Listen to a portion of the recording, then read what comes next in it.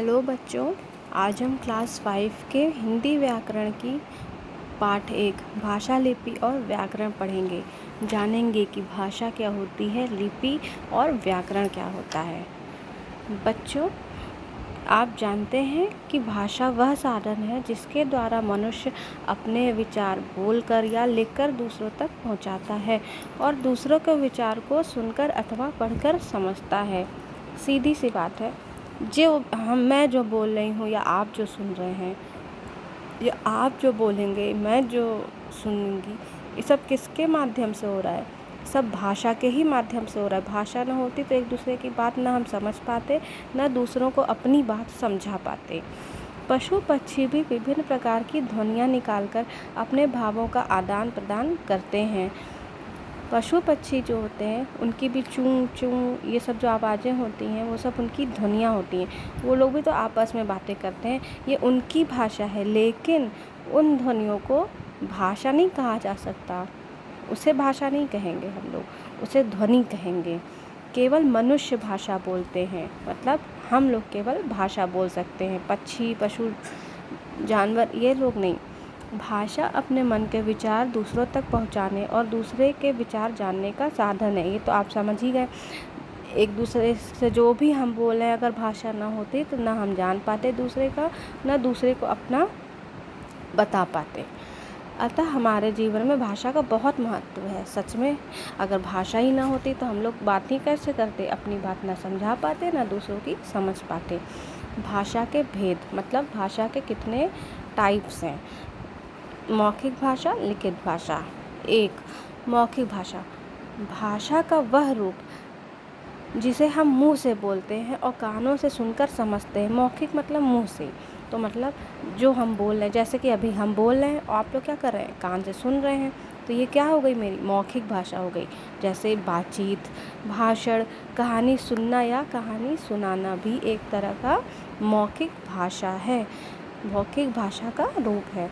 दूसरा क्या है, लिखित भाषा, भाषा का वह रूप जिसे लिख कर प्रकट किया जाए। सीधी सी बात है, लिखित का मतलब लिखा हुआ, तो जिसे लिख कर प्रकट किया जाए और पढ़ कर समझा जाए। जब लिखा है कोई, जब कोई पढ़ेगा तभी तो वो लिखा हुआ काम आएगा ना। तो जब भाषा का वह रूप जिसे लिख कर प्रकट किया जाए और कोई पढ़ेगा तभी तो समझ में आएगा किस लिए लिखा है। लिख के रख दिए, कोई पढ़े ही ना तो कोई मतलब है नहीं है। तो भाषा का वह रूप जिसे लिखकर प्रकट किया जाए और पढ़कर समझा जाए उसे लिखित भाषा कहते हैं। जैसे पत्र लिखना, पत्र मतलब लेटर, लेटर ब्लैंक तो रहता नहीं है, उसे लिखा जाता है इसमें, तो पत्र लिखना। निबंध लिखना, ऐसे निबंध मतलब ऐसे। समाचार पत्र वो भी लिखा रहता है ना, उसमें टाइप रहता है, ब्लैंक तो आता नहीं है। न्यूज़पेपर, पुस्तक पढ़ना, ये सब क्या है, लिखित भाषा का एग्जाम्पल है, उदाहरण है।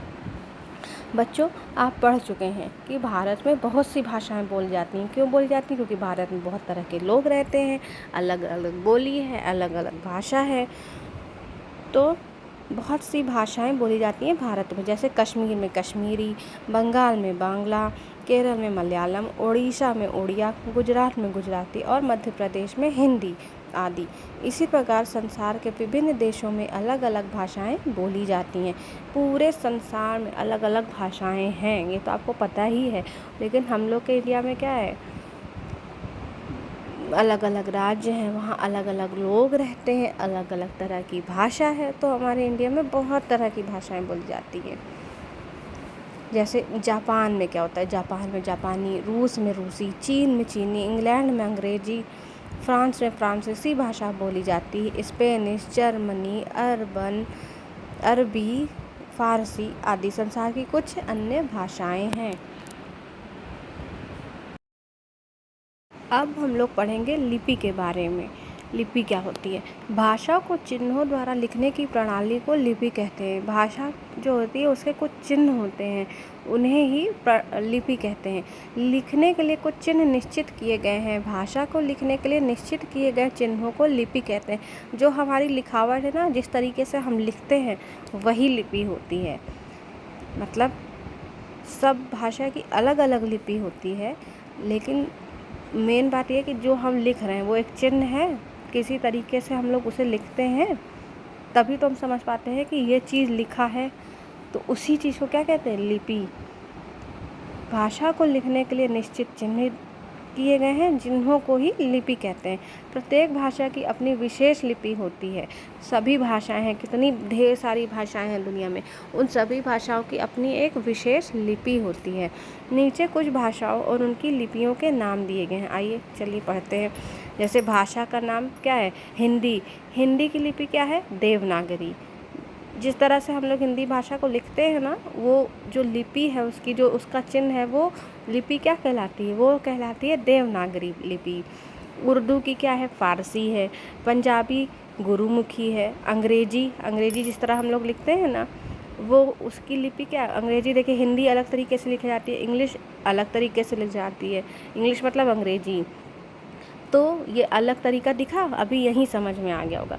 तो हिंदी जिस तरह लिखी जाती है वो लिपि हो गई देवनागरी। इंग्लिश जिस तरह लिखी जाती है वो हो गई रोमन, उसकी लिपि क्या हो गई, रोमन। संस्कृत भी देवनागरी में लिखी जाती है। मराठी देवनागरी में लिखी जाती है। ठीक है, समझ में आ गया होगा। अब क्या है, व्याकरण। किसी भाषा को शुद्ध बोलने, पढ़ने तथा लिखने के नियमों का ज्ञान हमें व्याकरण द्वारा होता है। जैसे राम खाना खाती है, ये क्या सही है, राम खाना खाती है होगा कि राम खाना खाता है होगा, क्या होगा, राम खाना खाता है, ये सही है। तो ये व्याकरण जो खाता है, हम समझ गए कि यहाँ खाता कहाँ लगेगा और खाती कहाँ लगेगा। तो यही जो शुद्ध रूप है किसी चीज़ को लिखने, पढ़ने, बोलने का, वही चीज़ होता है व्याकरण। तो इसमें दिया भी है, किसी भाषा को शुद्ध बोलने, पढ़ने, लिखने तथा नियमों का ज्ञान हमें व्याकरण द्वारा होता है। जैसे राम खाना खाती है, यह वाक्य अशुद्ध है। शुद्ध वाक्य क्या होगा, राम खाना खाता है। राम पुल्लिंग है, इसलिए क्रिया भी उसी के अनुसार होनी चाहिए। क्रिया मतलब खाना खाना, ये उसका क्या हो गया, क्रिया हो गई। कोई काम जो कर रहा है वो उसकी क्रिया हो जाती है। तो हमें समझ में आ गया कि व्याकरण हमें भाषा के शुद्ध रूप का ज्ञान कराता है। जैसे हम बोल दें, मैं अपने लिए बता रही हूँ कि जैसे बोल दे, हम तुम्हें पढ़ा रहा हूँ, क्या ये सही होगा, नहीं। हम तुम्हें पढ़ा रहे हैं या मैं तुम्हें पढ़ा रही हूँ, ये सही होगा। तो जब हम लोग सही कर दिए, ये सब चीज़ें क्या है, सब शुद्ध रूप हो गया, तो व्याकरण के वजह से ही हुआ है। व्याकरण का ज्ञान जरूर होना चाहिए, तभी भाषा हम लोग सही से बोल भी पाएंगे और सही से लिख भी पाएंगे, और जिसको समझाना है वो समझ भी पाएगा। नहीं अगड़म बगड़म तरीके से समझाएंगे, वो समझ ही नहीं पाएगा।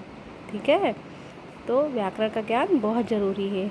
आई होप ये लेसन आपको अच्छे से समझ में आ गया होगा। एक बार आप लोग भी रिपीट कर लीजिए। Thank you.